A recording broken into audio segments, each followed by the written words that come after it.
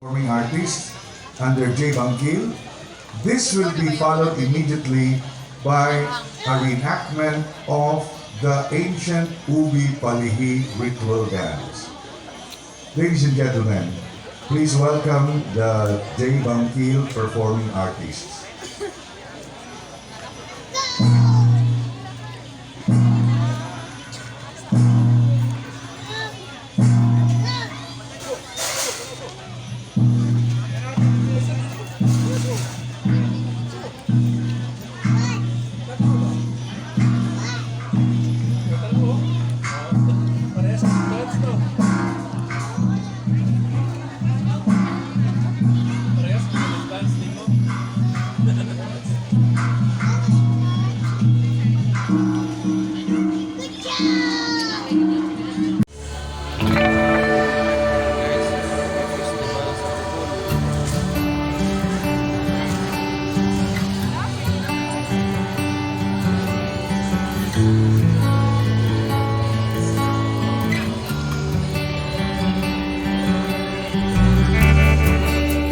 Nagkaroon siya guys ng pakita po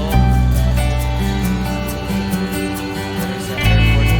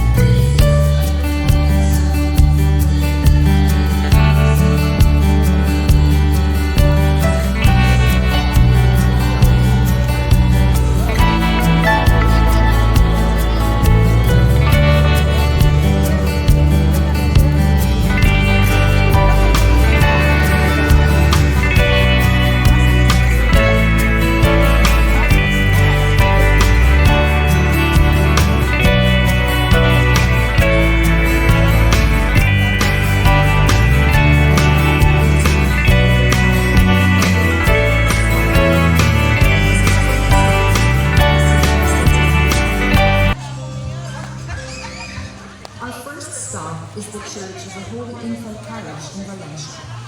Unlike other towns, the church complex and municipal hall magnificent interior Tanawa of the ni parish church of St. John the Baptist Ting the in the Kuwas nearby Movie. town of Garcia Fernandez. Kung saan nga ubi ng baligunhon? Ako kabusok?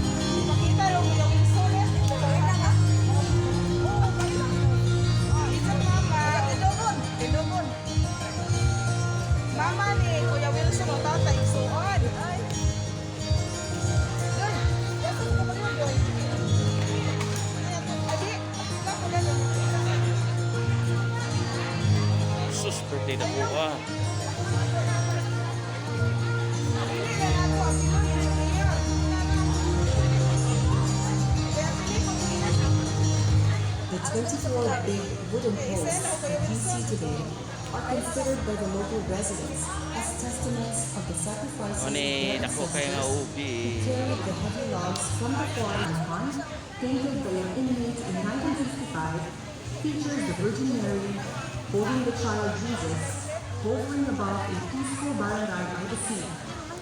It is very interesting to note that this background in the Vigilansang Barangay Kaya painting nga is the cover very same ng landscape guys. one sees Ano on kwan sa top of Iligan. festival. Hobby festival. Kaya na program dito sa In unahan. Barangay Malbog, also in the town of Palma, aside from modern and young pilgrims' rises. Kansa direct.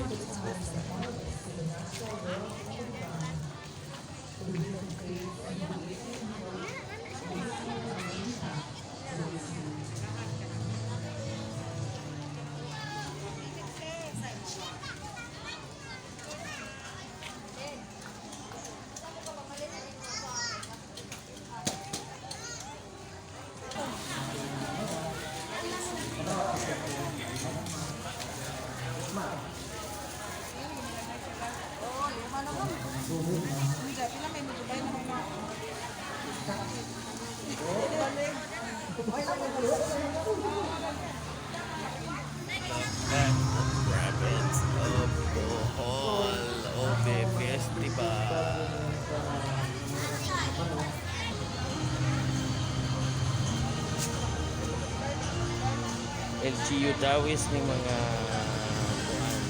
kuan baligya. Dili sa aming dapit sa kadakdakan. Wala may anay kabalangan regarding sa mga ulit. Kaya dili dapit pero natural na hangin, wala pollution, wala kay anay kabalangan sa atong lugar. The town of Alcantara is known for its basket weaving industry, which is one of the major sources of livelihood for the residents. Basket weaving skills have been passed down from one generation to another. Every Sunday, which is the town's market day, people can witness a plethora of baskets in different forms and sizes. Performing artist under J. Bangkil. This will be followed immediately by a reenactment of the ancient Ubi Palihi ritual dance. Ladies and gentlemen, please welcome the J. Bangkil performing artists.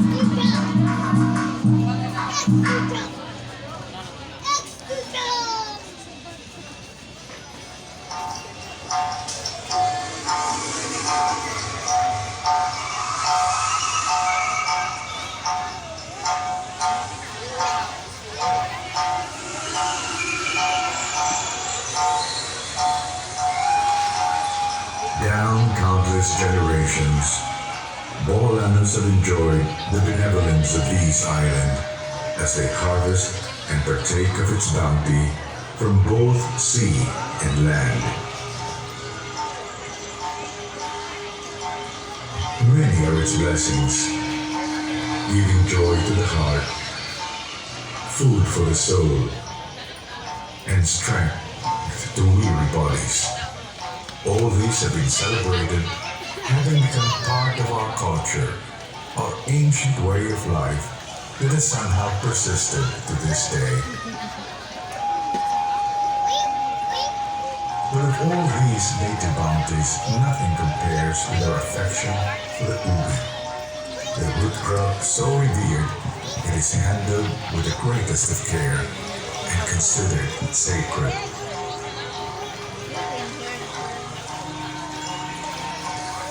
No other place in our country have this kind of belief and practice directed towards one crop, the ubi crop, only in this province, and this has become part of our Boholano culture and identity.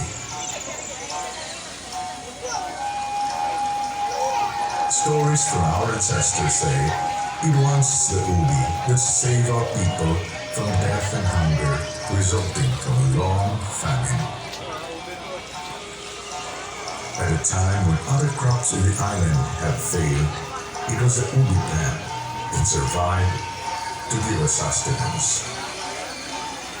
Thus did it come to pass that we hold out the ubi as our sacred crop.